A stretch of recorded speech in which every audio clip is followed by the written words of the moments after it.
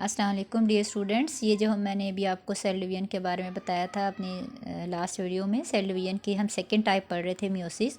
ये देखिए मैंने यहाँ पे थोड़ा सा इसको स्टे किया है। आप इसका स्क्रीनशॉट लेके आप इसको इजीली पढ़ सकते हैं और इसे राइट डाउन कर सकते हैं, नोट कर सकते हैं। ये दें,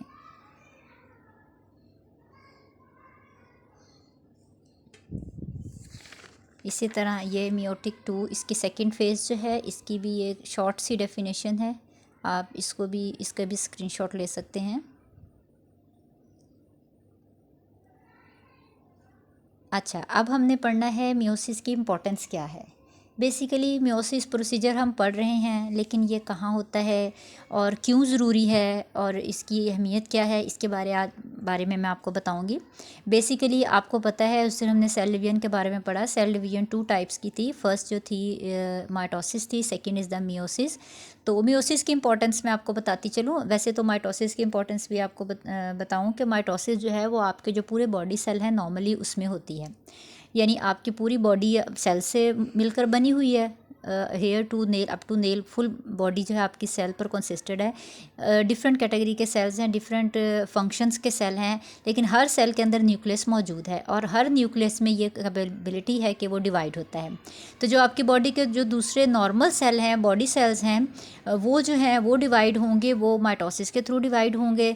जैसे कि आपके जिस्म में अगर बॉडी में कहीं कट लगे, ज़ख़म हो, आपको इंजरी हो, तो वो हील अप हो जाता है, ज़ख़म ठीक हो जाता है। इट्स मीन कि वो आपके माइटोसिस की हेल्प की वजह से होता है।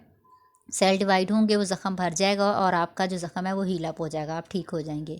तो अब मैं आपको बताती चलूँ कि मियोसिस की कहाँ अहमियत है, मियोसिस होती कहाँ है। बेसिकली जानदारों में मियोसिस जो है ये गैमेट्स में है। पहले आपको थोड़ा जनरली बताती जाऊँ कि गैमेट्स जैसे मेल गैमेट और फीमेल गैमेट, अल्लाह पाक ने 2 अलग अलग जानदार नर और मादा बनाए हैं, उनमें जो है मियोसिस होगी। उनके भी जो हैं बॉडी के गैमेट सेल्स हैं उनमें होती है ये मियोसिस का प्रोसीजर। और इसमें क्रोमोसोम का नंबर, क्योंकि आपको पता है, आधा हो जाता है, हाफ हो जाता है, यानी वो जो है हैप्लाइड हो जाता है, यानी वो जो सेल है हैप्लाइड हो जाएगा। इट्स मीन के गैमेट्स में आपके डीएनए मौजूद है, लेकिन उसकी भी आधी मिकदार वो हो जाएगी। जब नर और मादा आपस में मिलेंगे तो दोनों के हैप्लाइड सेल्स जो मिलकर वो डिप्लॉइड सेल बना देंगे, जो जाइगोट कहलाता है। और अब यही जो जाइगोट जो है ये आगे जाके एक नया फ़र्द, यानी एक नया बच्चा, एक नया जानदार बनाएगा। और उस जानदार में वो दोनों वालदैन की खसूसियात, मीन के नर और मादा दोनों वालदैन की मखसूस जो मौरूसी खसूसियात हैं वो मौजूद होंगी, पहले से मौजूद होंगी। अच्छा, अब हम देखते चलें कि इसको ये सिंपल आपको मैं इस डायग्राम की मदद से समझाना चाहूँगी। देख लें, ये स्पर्म हैं, ये नर पेरेंट से आते हैं और ये एग जो हैं ये फीमेल पेरेंट में होता है। ये दोनों में मियोसिस के अमल के ज़रिए सेल, तो क्योंकि हैप्लाइड हो चुका है, सिंगल एन हैप्लाइड को हम कहेंगे सिंगल एन, ये सिंगल एन है, n short n small n. जब ये दोनों हैप्लाइड, ये है नर और मादा का, यानी स्पर्म और एग का हैप्लाइड सेल फ्यूज़ होंगे, मिलेंगे, तो ये डिप्लॉइड सेल बन जाएंगे, मीन के 2n बन जाएंगे। और ये जो डिप्लॉइड सेल है ये जाइगोट कहलाएगा। और इस जाइगोट जो है वो आगे जाके एक नया जानदार बनाता है। वो पौधा भी हो सकता है, वो ज़ाहिर एनिमल भी होगा।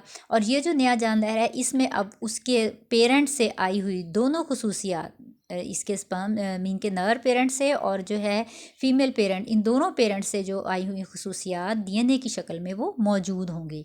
मीन के मियोसिस की इतनी अहमियत है आपकी बॉडी के अंदर कि जो आगे जाके जनरेशन टू जनरेशन ट्रांसफ़र होती है और आप में जो हेरिडिटरी करैक्टर्स हैं, खसूसियात हैं, मौरूसी खसूसियात हैं, वो बताती है और ज़ाहिर करती है। यकीनन आपको माइटोसिस और मियोसिस के बारे में काफ़ी अच्छी तरह समझ आ गया होगा। फिर भी अगर आपको कोई मसला है, कोई आप पूछना चाहते हैं, तो आप कमेंट्स में मुझसे क्वेश्चन कर सकते हैं। इंशाल्लाह आपको क्लियर हो जाएंगे। Thank you so much.